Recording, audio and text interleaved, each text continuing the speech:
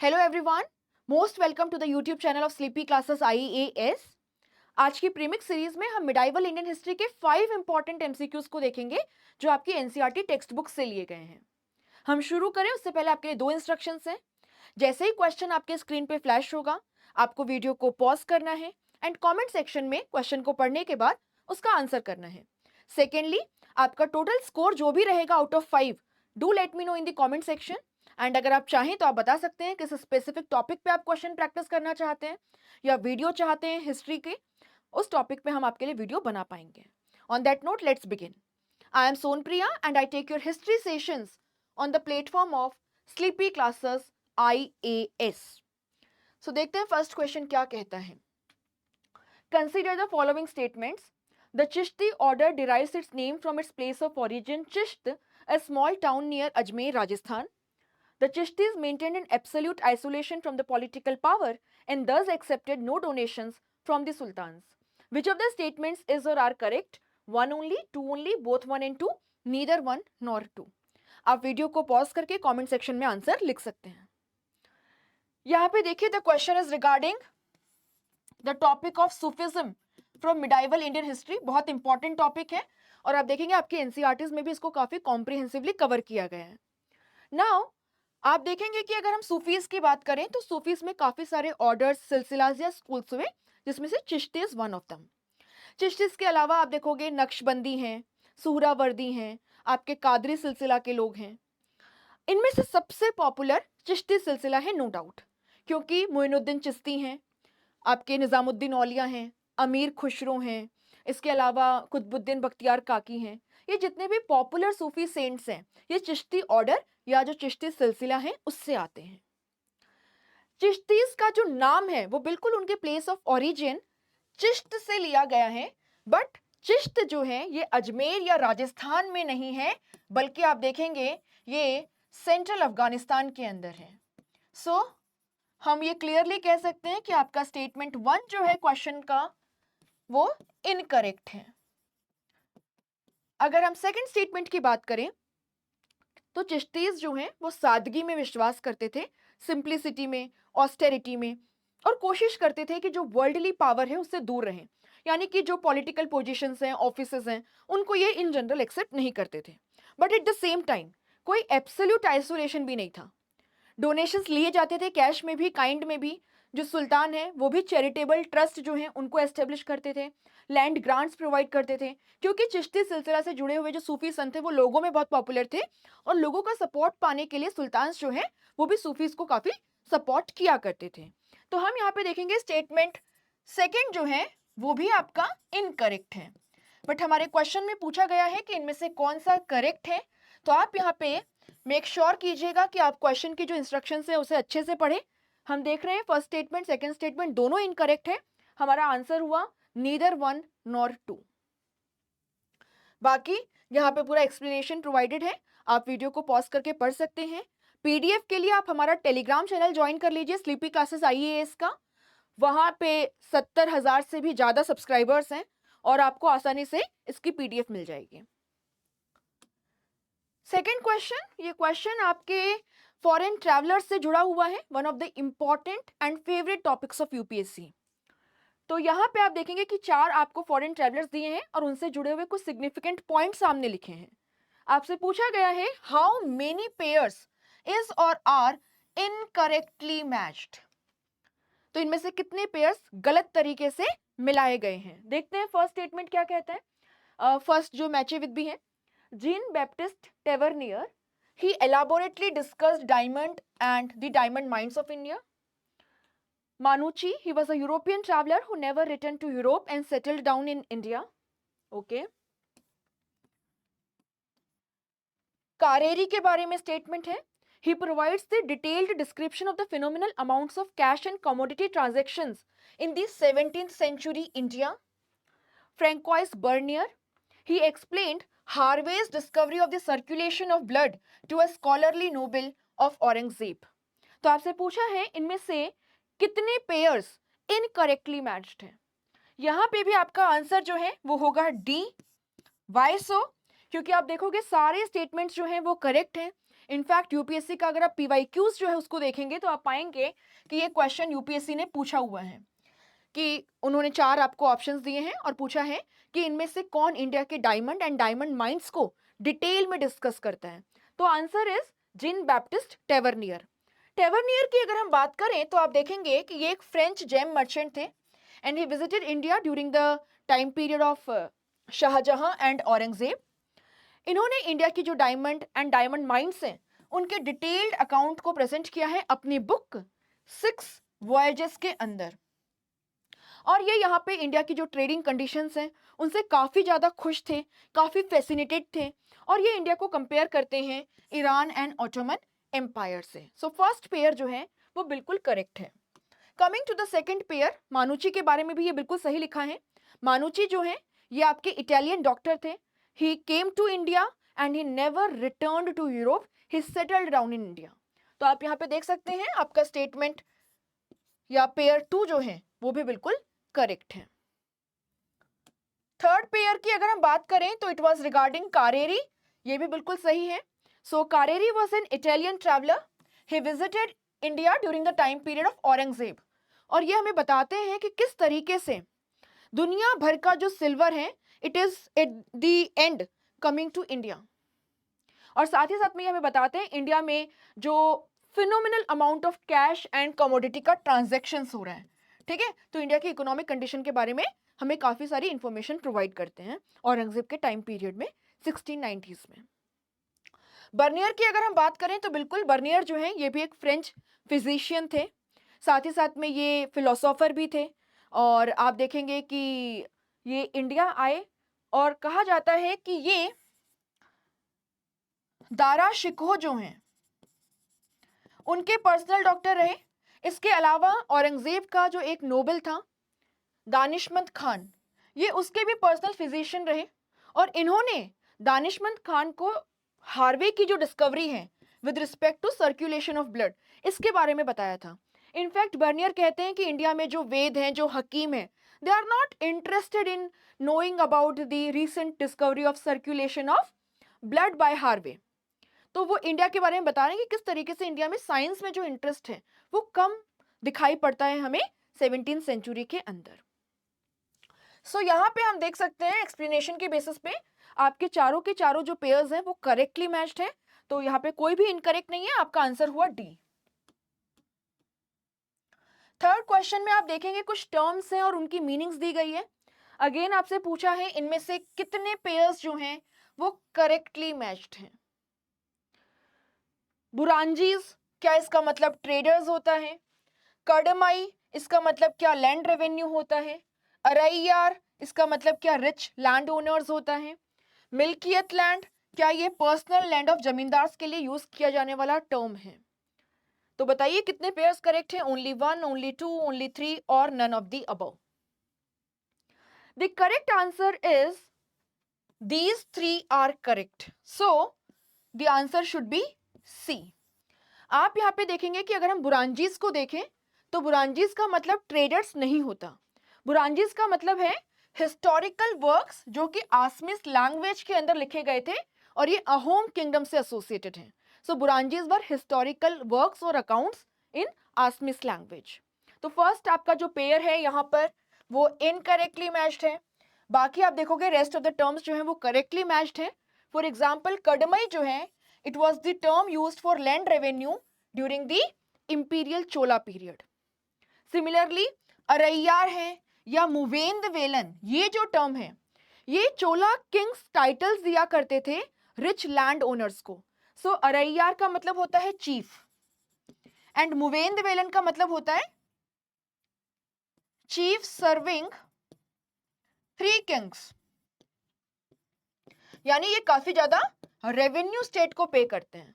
तो rich land owners जो हैं उनके लिए अरैयार, मुवेंद वेलन ये टाइटल्स चोला किंग्स यूज करते थे और इनफैक्ट उनको सेंट्रल एडमिनिस्ट्रेशन के अंदर काफी सारी इंपॉर्टेंट पोजीशंस जो है उन पे अपॉइंट भी किया करते थे। किसको?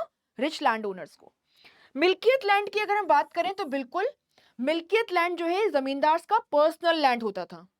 तो ये उनका जमींदारी एरिया नहीं है, ये इनका पर्सनल लैंड है जिसके वो खुद ओनर हैं। तो वो चाहें तो इस लैंड को ट्रांसफर कर सकते हैं किसी और को, है ना, वो चाहे तो उसको मॉर्गेज कर सकते हैं, they can deal with that piece of land in whatever manner they want.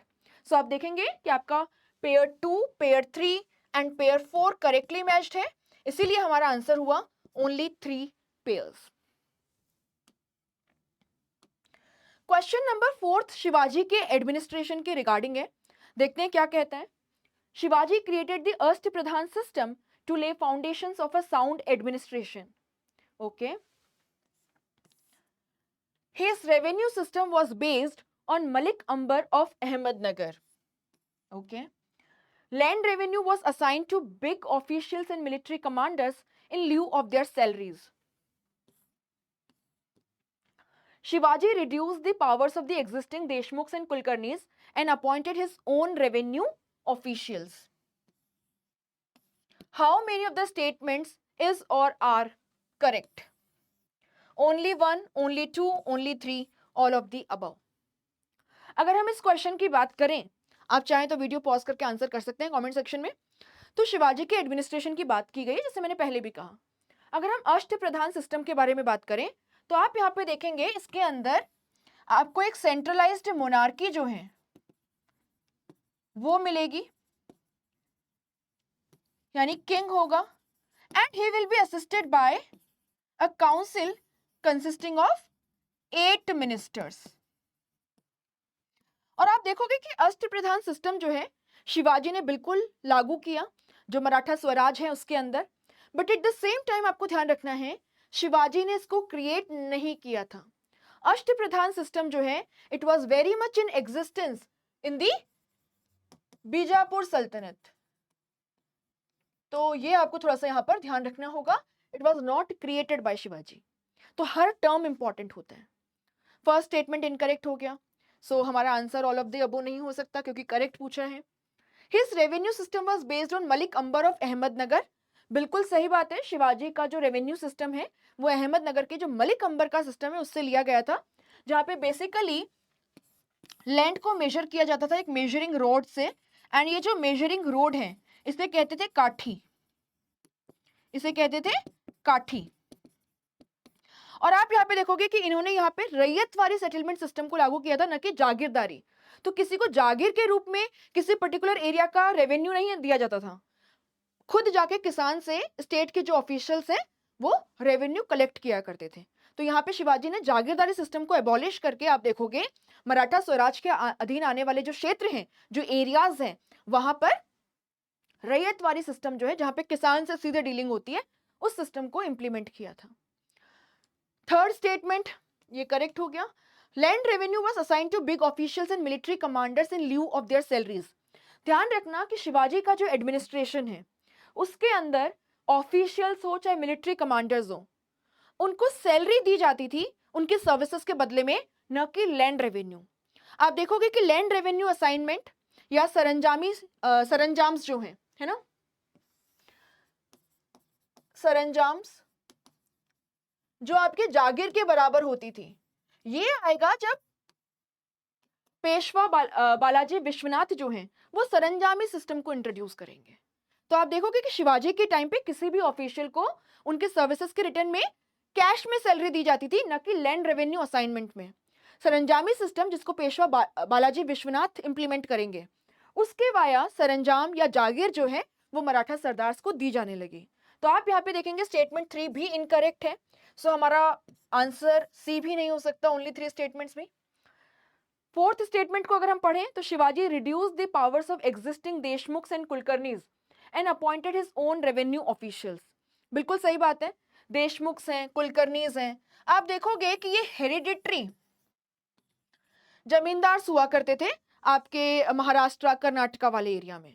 Shivaji के कंट्रोल में जो एरियाज आए वहां पे उन्होंने देशमुख्स और कुलकर्णीज की जगह पे खुद के जो रेवेन्यू ऑफिशियल्स हैं उनको अपॉइंट किया, इसलिए स्टेटमेंट 4 भी सही है। और इनको कहा जाता था, जो ऑफिसर्स अपॉइंट किए गए थे, करकुंस। आप यहाँ पे देख सकते हैं, लेट मी टेल यू, करकुंस। इसीलिए आपका स्टेटमेंट 4 जो है वो भी करेक्ट है। तो यहाँ पे हम देख सकते हैं क्वेश्चन के अंदर कि आपका स्टेटमेंट सेकंड एंड फोर्थ जो है वो करेक्ट है। फर्स्ट एंड थर्ड इनकरेक्ट है, हमारा आंसर हुआ B, that is only 2 statements.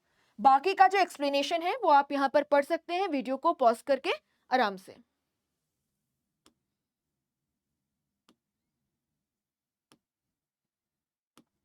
Next question, this is the last question.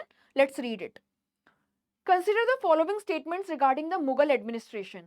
Under the Mughal administration, Watan Jagirs were hereditary and non-transferable. Okay. Whereas the Tankha Jagirs were non-hereditary and transferable. Unlike Iqtadars, most Mansabdars did not actually reside in or administer their Jagirs, but only had the rights to the revenue generated from the Jagirs.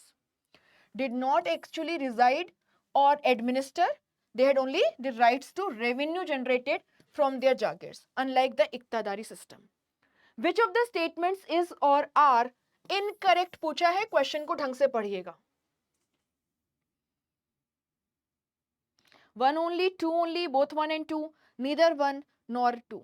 आप देखेंगे कि ये दोनों ही statement correct हैं, इसलिए कुछ भी incorrect नहीं है। हमारा आंसर हुआ D, neither 1 nor 2. Let me provide the explanation to you.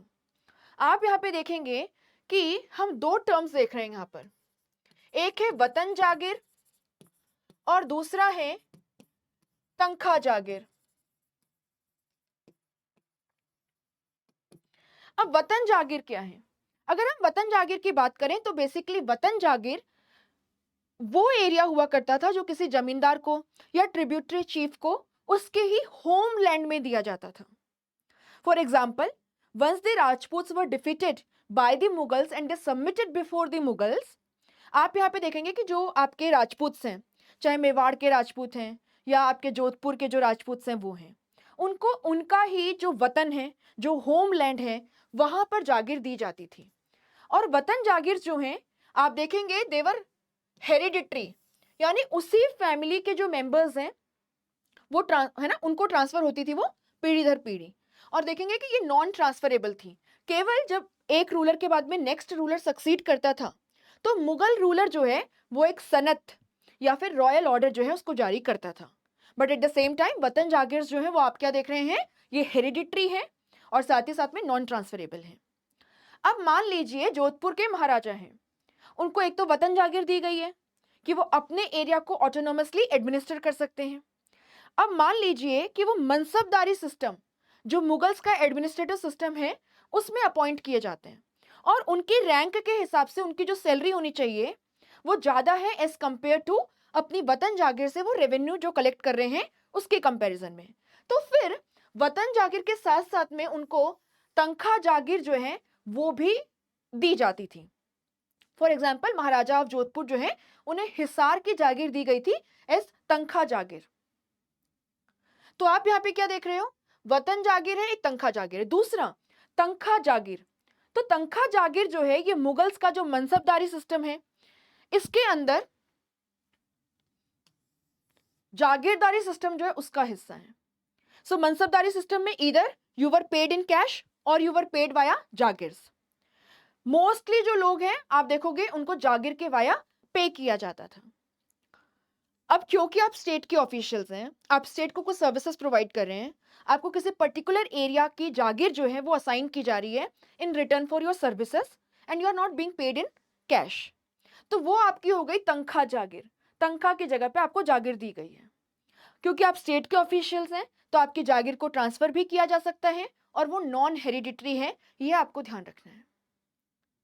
तो तंखा जागीर जो है ये ट्रांसफरेबल भी है and they are non hereditary. First statement बिल्कुल सही है। सेकंड, इक्तादारी सिस्टम और मनसबदारी सिस्टम जो है उसमें इक्तादार और मनसबदार जो है रिस्पेक्टिवली उनकी पोजीशन को कंपेयर किया गया है। हम देखते हैं कि आपके दिल्ली सल्तनत में जो इक्तादारी सिस्टम है which was a system of land distribution and administration during the Delhi सल्तनत, आप देखेंगे इसके अंदर क्या किया जाता था, जो एंटायर टेरिटरी है उसको दो भागों में बांटा जाता था। एक होता था आपका खालिसा लैंड या जिसको क्राउन लैंड कहते हैं, जहां से आने वाला रेवेन्यू जो है वो सीधा सेंटर में जो रूलर है उसके पास जाता था। वहीं पे बाकी का जो एरिया है उसे कहते थे इक्ता लैंड। अब इक्ता का मतलब होता है पीस ऑफ लैंड। इक्तादारी सिस्टम में क्या किया जाता था कि जो क्राउन लैंड के अलावा रिमेनिंग टेरिटरी है उसे स्मॉल ट्रैक्ट्स में डिवाइड किया जाता था ऑफ इक्वल साइज, और स्टेट के जो ऑफिशियल्स हैं उनको यहां पर अपॉइंट किया जाता था। अब ये स्टेट के ऑफिशियल्स हैं जो एक पर्टिकुलर ट्रैक्ट में अपॉइंट किए गए हैं, और इनकी यहाँ पे कुछ रिस्पॉन्सिबिलिटीज होती थी, जैसे कि इक्तादार की रिस्पॉन्सिबिलिटी होती थी यहाँ पे लॉ एंड ऑर्डर जो है उसको मेंटेन करना। नॉट ओनली दिस, इसी के साथ साथ में यहाँ पे एडमिनिस्ट्रेशन जो है उसको चलाना, रेवेन्यू को कलेक्ट करना, और साथ ही में stipulated number of horses and soldiers with arms and equipment इनको मेंटेन करना। अब ऑब्वियस सी बात है, वो स्टेट को ये सारी सर्विसेज प्रोवाइड कर रहे हैं, administrative services, law and order में जुडिशियल फंक्शन कैरी आउट कर रहे हैं। आप यहाँ पे देख रहे हो आपका फिजिकल रिस्पॉन्सिबिलिटी भी है उसका रेवेन्यू कलेक्शन का, और साथ ही साथ में वो मिलिट्री फंक्शंस भी कर रहे हैं। तो इसके बदले में स्टेट को उसको कुछ पे करना पड़ेगा। अब स्टेट इसको कैश में पे ना करके क्या कहता था कि इस पर्टिकुलर इक्ता जहाँ पे हमने आपको अपॉइंट किया है, यहाँ से आने वाला जो रेवेन्यू है वो आप कलेक्ट करना, आपकी सैलरी के बराबर प्लस आप हॉर्सेस पे और ये जो आर्म्ड सोल्जर्स हैं इन पे जो खर्चा कर रहे हो वो काट के रिमेनिंग जो रेवेन्यू है वो आप सेंटर को भेज देना। सो आप देख रहे हैं इक्तादार्स जो हैं बिल्कुल इनकी जो असाइंड इक्ता हैं वहां से मल्टीपल रिस्पॉन्सिबिलिटीज हैं, वो वहां पे रहते भी हैं, वहां पे एडमिनिस्ट्रेशन भी चलाते हैं और वहां से रेवेन्यू कलेक्ट भी करते हैं, जिसमें से एक पार्ट उनकी सैलरी है। अगर हम वहीं पे मनसबदारी सिस्टम की बात करें जिसको अकबर ने इंप्लीमेंट किया था आपके मुगल्स के टाइम पे, तो आप देखेंगे मनसबदार्स जो हैं ये भी स्टेट के ऑफिशियल हैं, और इनको जो जागीर असाइन की जाती थी ये वहां पर जाकर रहें या उसको एडमिनिस्टर करें ये जरूरी नहीं होता था, बस वहां से आने वाला जो रेवेन्यू है उसको वो कलेक्ट कर लेते थे, दैट्स इट। तो सेकंड स्टेटमेंट भी बिल्कुल सही है, और ये मनसबदार्स और इक्तादार्स के बीच में जो डिफरेंस है उसको हमारे सामने लाने की कोशिश कर रहे हैं, क्योंकि दोनों स्टेटमेंट करेक्ट है। हमसे इनकरेक्ट पूछा है, हमारा आंसर हुआ डी। बाकी एक्सप्लेनेशन जो है वो आप यहाँ पे डिटेल में पढ़ सकते हैं, और ये सारे ही क्वेश्चंस जो हैं ये आपकी एनसीईआरटी टेक्स्ट बुक से लिए गए हैं। आई होप आपको सेशन पसंद आया होगा। अगर पसंद आया है तो do not forget to hit the like button, share the video and do let us know in the comment section कि आपको वीडियो कैसा लगा। It really encourages us and motivates us. Thank you so much. Good night, take care.